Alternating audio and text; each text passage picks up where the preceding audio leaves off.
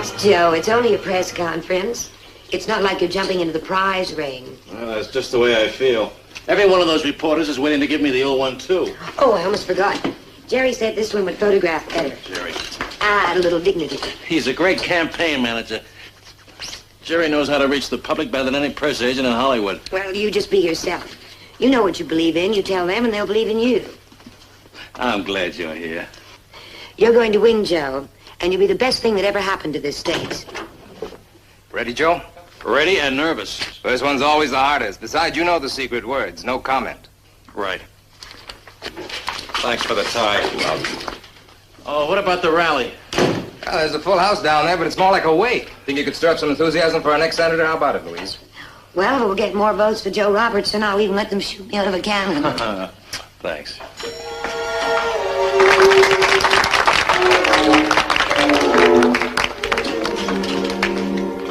All right, ladies and gentlemen, I promise to answer your questions honestly, and I'll try to be brief.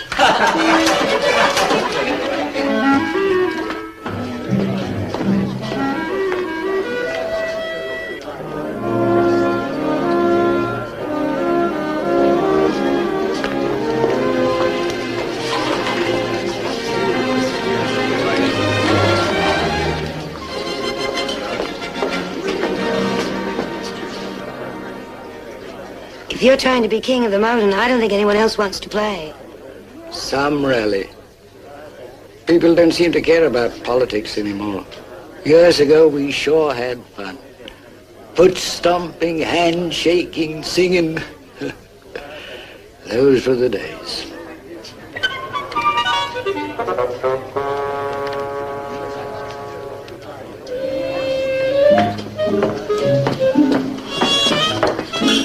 Watch.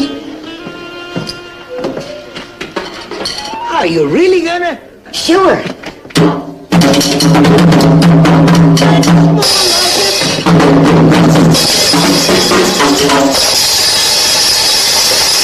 Thanks a million. Okay, fellas, thanks a lot. We'll keep you I'm posted. afraid this business of running for office is still new to me, Judge. Nonsense. Why, you handle those reporters like a pro, Joseph. Like a real pro. Thanks. I hope I'll justify your confidence in November.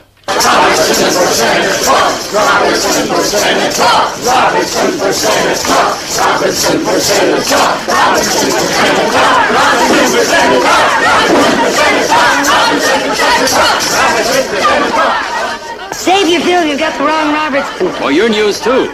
Any statement to go with this? Sure, a headline. Vote for Robertson. May I have another one? Sure. You'll get us on the front page, all right, lady.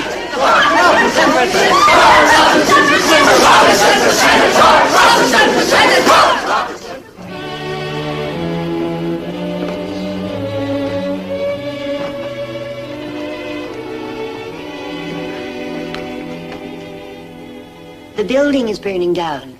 You think we ought to try to escape? You know, I think those mushrooms we had for dinner were poisoned. What'd you say, dear? I said hello. Oh, hello yourself. Do you know that it's almost 1 o'clock? Oh, no. And you also know that you've got to pace yourself through a campaign like a runner or a horse? Jerry prepared this for me. He claims the crowd will eat it up. Well, you're a very effective speaker. But I'm not very good at ducking. All right, here I am. All ears. Just listen to this. And I say to you, my friends, in this time of turmoil and strife, we must keep the beloved land for which our fathers fought, this cradle of liberty. I say we must keep this glorious nation strong. And I promise I shall, with the ardor of a humble servant, fight with my dying gasp to be worthy of your trust. Well? It's awful. Well, that's certainly candid, and I agree. Well, it's just a lot of words that don't say anything. You've got principles and intelligence and understanding. That's why I'd vote for you. Not just because I'm your wife. Want to see something nice? Yeah.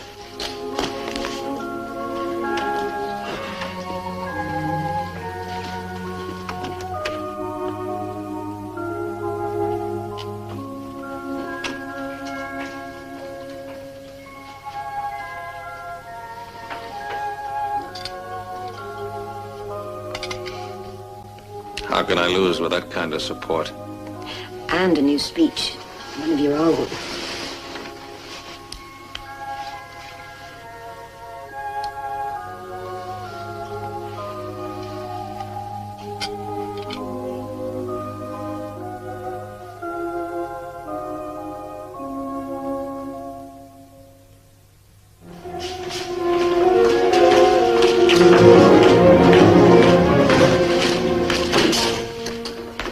Have you seen this? Mm-hmm. It's amazing what clever people can do with an innocent photograph, isn't it? All the other people are masked out. As if it was photographed in an opium den and printed on a wet bar rack. That was no lady, that was his wife. Not exactly a campaign asset, is it?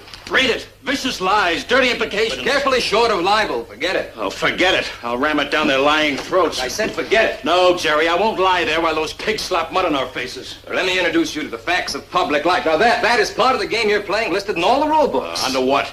Tactics, filthy, subheading smear campaign. Look, Louise is Caesar's wife. You allow her in a position to be tainted, even by unjust innuendos from a hostile press. You lose. Okay, Jerry. You know your business. I'll talk to Louise. Agreed, Jerry. No more photographers without your okay. But I really can't understand one thing. Why can't I wear my own fur coat? I didn't say never, just not to political meetings. Well, I must be very dense because really I can't see how I'm going to tarnish my public image by wearing my very own fur coat. Joe is appealing to grassroots voters. Mr. and Mrs. Average American, the little people. Oh, you know they don't have fur coats. Jerry, I'm not a leprechaun. My husband worked very hard to be able to afford that coat, and I'm very grateful and proud to wear it. Want another drink? That's another area you're going to have to be careful about in public. Why? I'm not a drunkard. And I'm not a hypocrite either. You're not likely to become a senator's wife. It's not an elective office. It's my husband who's running, remember? Louise, anyone ever tell you your otherwise charming personality was marred by a large streak of mule? Yep. Only Joe. But he's prejudiced. You want Joe to win, don't you? Of course I do. All right. Then why don't you help him? Look, we'll set up teas, ladies' luncheons, candid shots of you for the women's pages. You know, just plain folks at home. Plain folks. I am an indifferent cook, and I must confess that for the past 2 years, I have been reveling in the luxury of a housekeeper. Don't worry. We'll get those pictures somehow. Look, Jerry, my father was a very rough man. No manners, no education, and plenty of vices. But he did teach me one terribly important thing. Be an individual. Be yourself. All I'm trying to do is present a candidate and his wife in the image that the public buys. The people will vote for Joe's ideas, his ability, and his integrity. I don't care if he has integrity shining out of both eyes and his mind popping full of ideas, unless the voters see that underneath is an ordinary guy they can understand and like. My husband is not an ordinary man. I know, he's special. But he won't be elected dog catcher if you don't cooperate.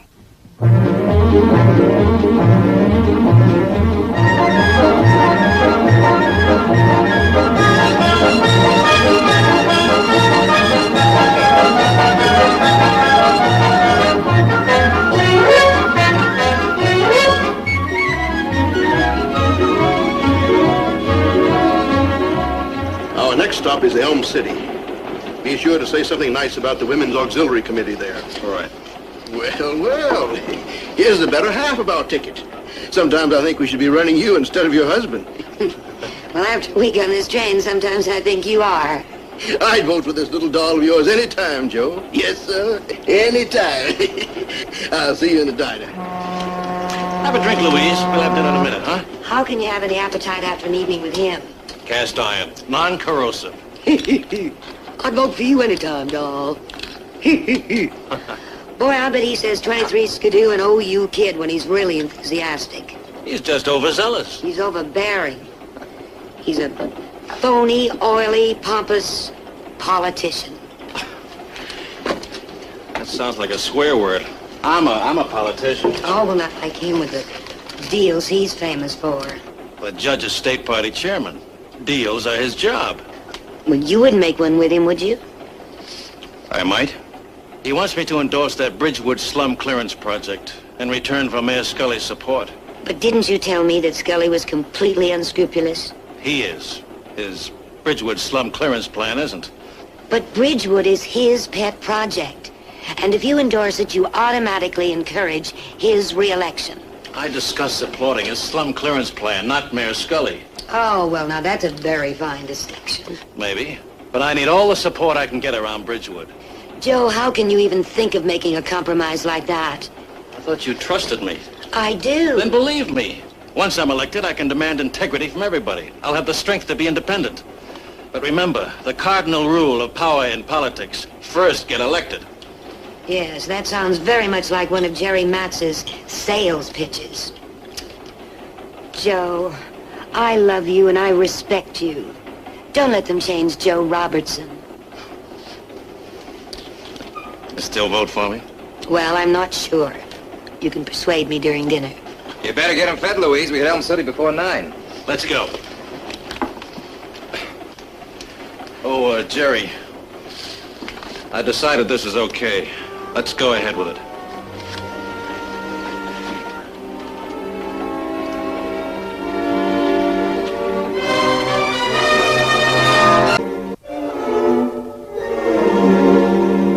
It's a special article aimed at the women voters. You know, the female angle on the election. No sugar.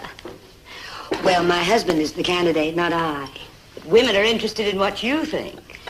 Well, frankly, Miss Thompson, I don't see why evasive answers and folksy sayings from a candidate's wife would interest the voters, male or female.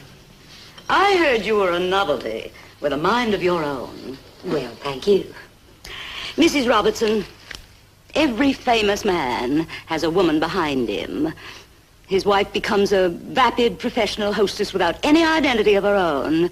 Women resent that. They want you to stand up and be counted. Oh, well, I don't always agree with my husband.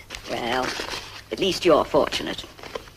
Your husband says things a person can disagree with.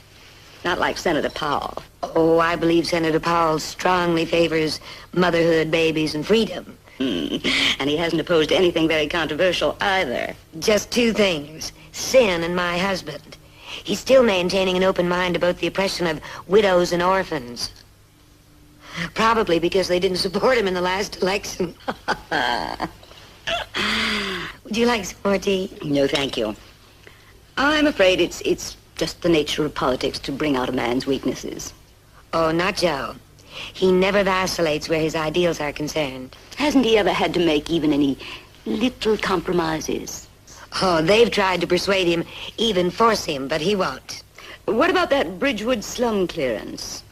Well, I can assure you, he would never support that, in particular. Oh, why not? I was always under the impression that he would.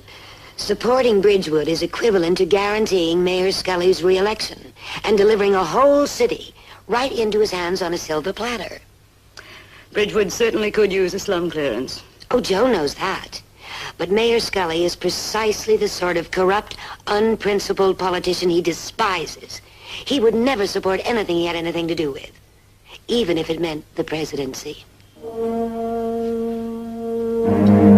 That Thompson assassin hears you're about to endorse Bridgewood, so she deliberately conned your loving wife into her web. All right. This is not the end of the world. Don't you understand, Joe? We spend months carefully building up an image for the public. Your own wife just erased it with a couple of words. There are 4 days left. I'm still running. What about you? Sure, Joe. Sure. On one condition, Joe. Yes? Get hold of Louise, put her in a cage, send her to Timbuktu. Do whatever you have to, but muzzle that big mouth of hers. Joe, I'm sorry. I never meant it to go that far. And I certainly didn't think she'd put it in print. If you couldn't talk diplomatically about something you knew was political dynamite, why did you open your mouth at all? Political dynamite? Yes. I was relying on your honesty. Why don't you just call me a crook? Because I don't believe you are. Well, anybody who reads this interview of yours certainly will. Joe, I told you she tricked me. She knew all about the Bridgewood plan before she came. Didn't you ever hear of parrying an obvious stab in the back? Well, I only told her what I thought was the truth.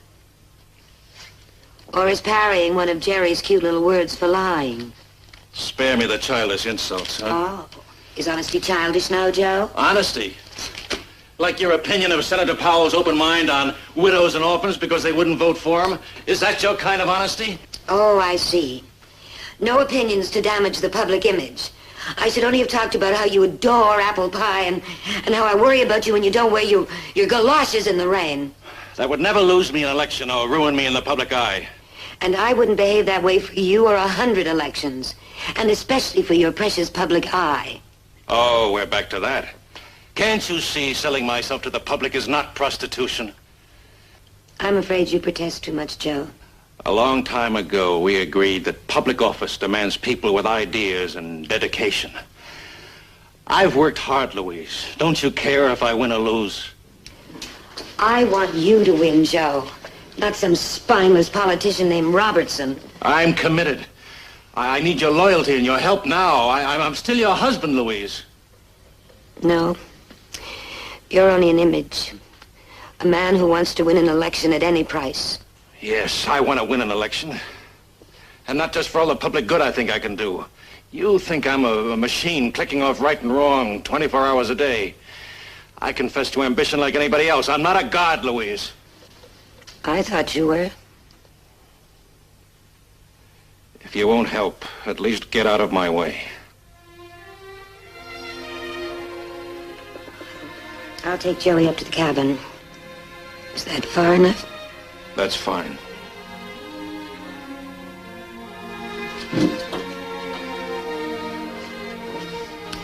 I wouldn't want him to get in the way of your ambition.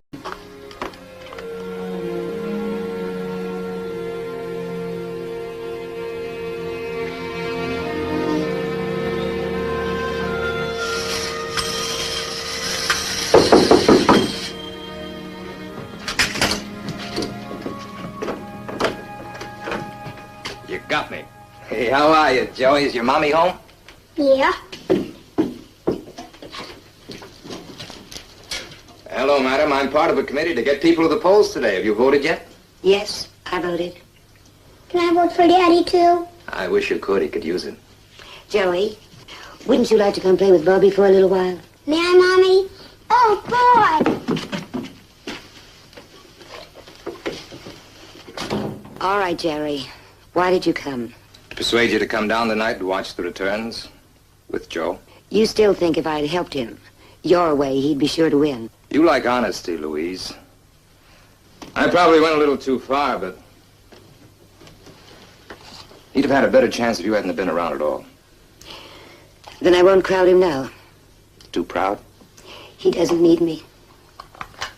I told him you wouldn't. Do you always know what people think about other people? Louise, you're a big girl, but you still don't know the difference between individuality and stubbornness, discretion and hypocrisy. They're in my dictionary. And so is integrity. While you're at it, try looking up compromise. It never was a four-letter word. Goodbye, Louise. And now for a look at the returns in the senatorial race. At this hour, Powell 101,250, Robertson 99,400. I think it can be safely stated from these late returns that the incumbent Senator Powell is pulling steadily away from Joe Robertson. These returns coming from the outlying districts leave the new look looking sad. Ladies and gentlemen, we take you now to the Robertson campaign headquarters for a special announcement. Ladies and gentlemen, I appear before you to concede this election and to publicly offer my congratulations to the winner, Senator Powell. I wanted very much to win this election. I'm disappointed. For myself and for all of you who so confidently gave me your loyalty and your faith. But from defeat, I have relearned something so important that I'd like to remind you. It's this. From childhood, each of us builds within himself certain values. Call them ideals, principles. Together they represent our individual integrity. Nothing is worth the surrender of the least part of that integrity. Not wealth, not fame, not even the winning of public office. I pray that each of you joins me in a rededication to principles, to integrity, to an unquenchable fire of honesty to ourselves. Thank you. Good night.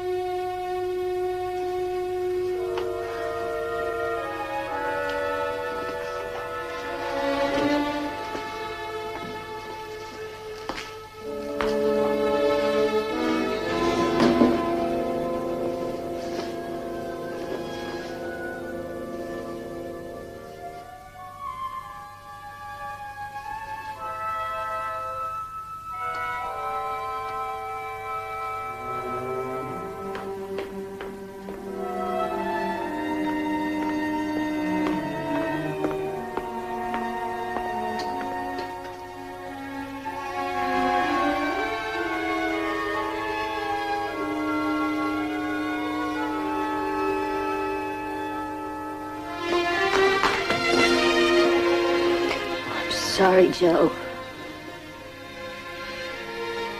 Well, it was pretty close. Only a couple of thousand votes. No, I mean, I'm sorry about what I said and about going away. You deserve the apology, Louise. And I deserve to lose. Oh, no. You were always the better man, Joe. Is the world meant to be controlled by super salesmen and principles that count for nothing? Why can't a person just be himself? It's not that simple. You know those crazy mirrors in a fun house? Well, look. In this one, I'm bigger than life size, king size. All salesmanship, no ideals. And in this one, I'm too small. Nobody can see what I'm like. Ideals, yes, but not enough salesmanship. What about the one in the middle? Oh, he needed no mirror. He should have run just as he was. Come on, Joe. Let's go home.